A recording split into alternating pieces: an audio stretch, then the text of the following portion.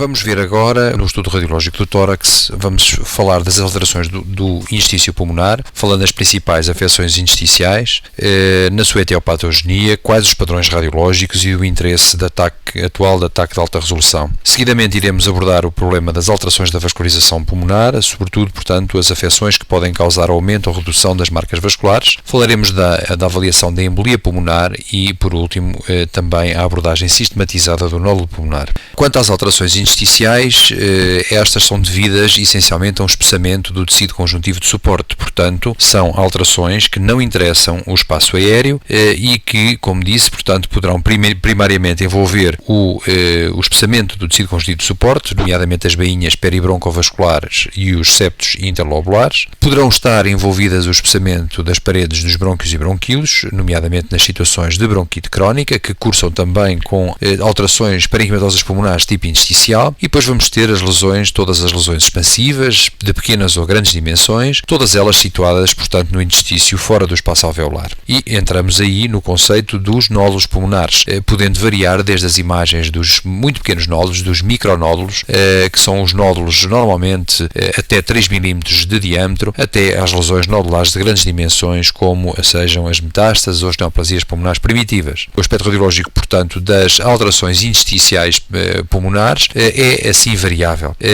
Poderemos observar imagens de tipo reticular ou linear, ou então uma combinação de imagens reticulares e imagens nodulares, dando um padrão que se designa por reticulonodular, ou então ainda um padrão de tipo micronodular, portanto com os tais pequenos nódulos até 3 mm, para finalmente podermos ter um padrão em que há o desenvolvimento de grandes nódulos ou mesmo macronódulos. É evidente que o principal aspecto relativamente e diferencial relativamente às afecções do espaço aéreo que vimos anteriormente reside essencialmente na excelente definição dos contornos destas lesões, uma vez que elas vão ser totalmente envolvidas por pulmão arejado, portanto pelo ar alveolar, dado que estão confinadas ao interstício do pulmão.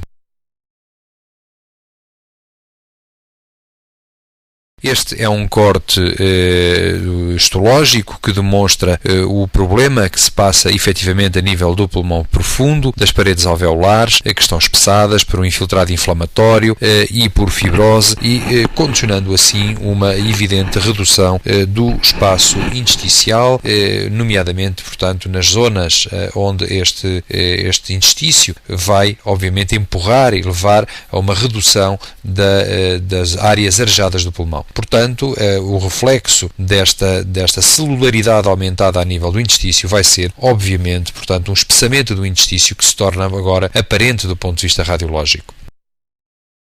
Convirá saber que as afecções intersticiais pulmonares têm um espectro muito largo, é por definição então uma doença pulmonar difusa que não interessa o espaço aéreo, contrariamente às lesões, por exemplo, de caráter pneumónico que tivemos a oportunidade de ver anteriormente, mas o aspecto radiológico é relativamente inespecífico, podendo existir mais de uma centena de diagnósticos para o mesmo padrão radiológico. É por isso fundamental o enquadramento no contexto clínico e laboratorial que o paciente apresentar. Como exemplos de afecções intersticiais, citamos aqui algumas das mais comuns, como a afecção granulomatosa existente na sarcoidose, com a produção de microgranulomas a nível pulmonar, ou da disseminação hematógena das lesões tuberculosas, condicionando o aspecto da miliar tuberculosa. Nestes casos, poderemos ter então micronódulos pulmonares difusos. Portanto, como se vê, duas situações, embora inflamatórias ou infecciosas, mas efetivamente distintas na sua etiopatogenia e com uma tradução radiológica que poderá ser, de alguma forma ou em alguns casos, semelhante. A fibrose pulmonar idiopática ou de outra causa qualquer terá também tradução radiológica essencialmente pela existência de um padrão de tipo reticular ou reticulonodular e também associa-se muitas vezes a alterações e distorções da normal arquitetura parenquimatosa do pulmão. As pneumopatias inalatórias, como a silicose, são também geradoras de micronódulos por granulomas pulmonares, despertam uma reação fibrótica com fibrose secundária e poderão causar assim, deste modo, imagens reticulares, nodulares e micronodulares. Uma nota para a forma como devemos estudar o paciente portador de uma suspeita de uma afecção intersticial. Dentro dos meios imagiológicos será lícito pensar que o exame mais rentável será ataque de alta resolução, a qual permite um diagnóstico mais precoce, como iremos ver, e também permite também uma melhor caracterização da afecção intersticial. Nesta radiografia temos um exemplo então de um padrão intersticial, tentando a sua descrição semiológica. Verificamos que há uma micronodulação difusa por ambos os campos. Os nódulos têm um tamanho individual que na maior parte dos casos não excede os 3 mm, estão essencialmente confinados aos andares superiores, andares mais ventilados no decurso da respiração normal. Este é o exemplo típico de uma silicose, portanto de uma pneumopatia inalatória por exposição profissional e que resultou na formação destes microgranulomas parenquimatosos, como podemos aqui observar. Portanto, um padrão essencialmente de tipo micronodular, mas também com algumas finas imagens reticulares, as quais são sobretudo visíveis junto ao polo cranial dos hilos, onde condicionam, portanto, imagens lineares na região intercleidoilar, portanto, entre a clavícula e o polo superior dos hilos direito e esquerdo. Neste exemplo de tomografia computurizada, podemos ver o aspecto de uma disseminação hematógena de uma tuberculose, a chamada tuberculose miliar, em que o bacilo se aloja a nível pulmonar e emboliza a nível dos capilares e, de facto, forma este aspecto com a presença de múltiplos granulomas dispersos por todo o pulmão, incontáveis, com micronódulos que não ultrapassam, mais uma vez, os 3 mm de diâmetro. Portanto, este aspecto, como referi, não é específico, podendo ser encontrado noutras afecções.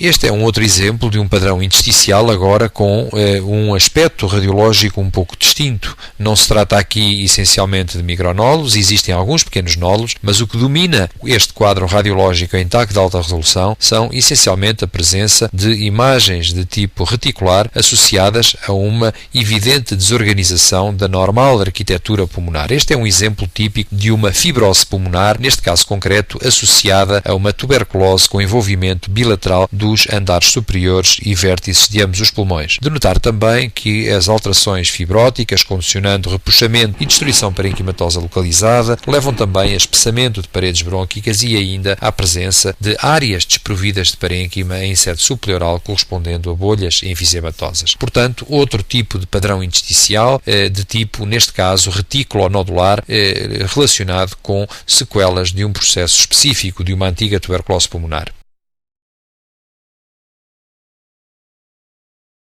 Este diapositivo tenta ilustrar a diferença existente entre a tomografia convencional e a TAC, portanto, realizada com cortes de espessura habitual e com alta resolução. Como se vê na TAC, na TAC convencional temos algumas dificuldades em caracterizar adequadamente as zonas de densificação parenquimatosas que existem em ambos os pulmões. Na TAC de alta resolução, com cortes de muito fina espessura, normalmente na ordem do milímetro, podemos ver com toda a clareza a presença de imagens de tipo reticular, de distribuição sobretudo periférica, desorganizando localmente a arquitetura parenquimatosa, portanto um quadro de fibrose pulmonar também, neste caso uma fibrose pulmonar idiopática.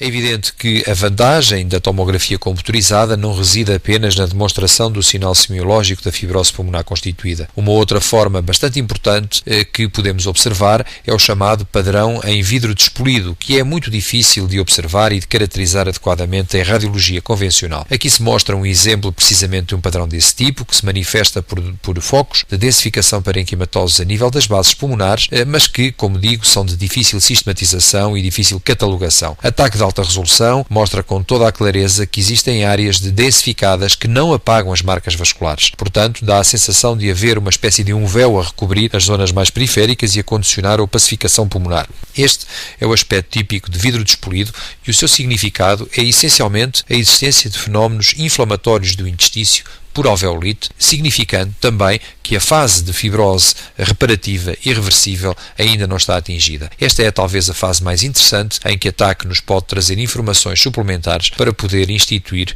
de forma precoce a terapêutica, evitando as lesões potencialmente destrutivas da fase fibrótica, portanto uma fase irreversível.